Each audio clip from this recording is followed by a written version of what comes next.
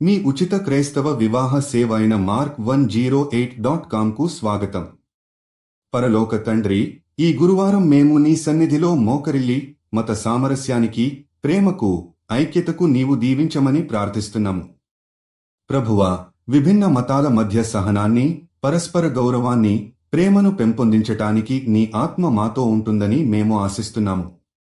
తండ్రి, గలతీయులు 3:28 ప్రకారం యూదుడైనను, గ్రీకుడైనను, బానిసైనను, స్వతంత్రుడైనను క్రీస్తులో అందరూ ఒక్కటే అని నీ వాక్యం చెబుతుంది.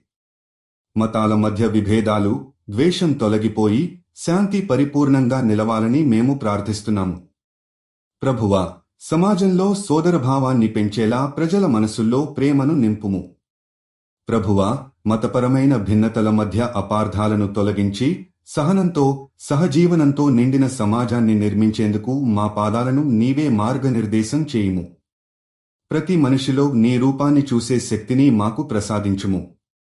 మతాలను దాటి ప్రేమను, నమ్మకాన్ని పెంపొందించేలా మా హృదయాలను మార్పు చేయుము. తండ్రి, ప్రపంచంలో ప్రతి మత సముదాయాన్ని నీ శాంతి పరచాలని ప్రార్థిస్తున్నాము. ప్రజలు పరస్పర గౌరవంతో మెలగాలని, వివిధ మతాలను అర్థం చేసుకోవాలని మరియు ఇతరుల అభిప్రాయాలను గౌరవించాలనే మనస్ఫూర్తిని వారికి ప్రసాదించుము. ద్వేషం, అసహనం తొలగిపోయి ప్రేమతో నిండిన సమాజం ఏర్పడాలని నీ ఆశీర్వాదాన్ని కోరుతున్నాము. ప్రభువా, మా కుటుంబాల్లో, సమాజంలో, దేశంలో ఐక్యతను నెలకొల్పడానికి మమ్మల్ని ఉపయోగించుము.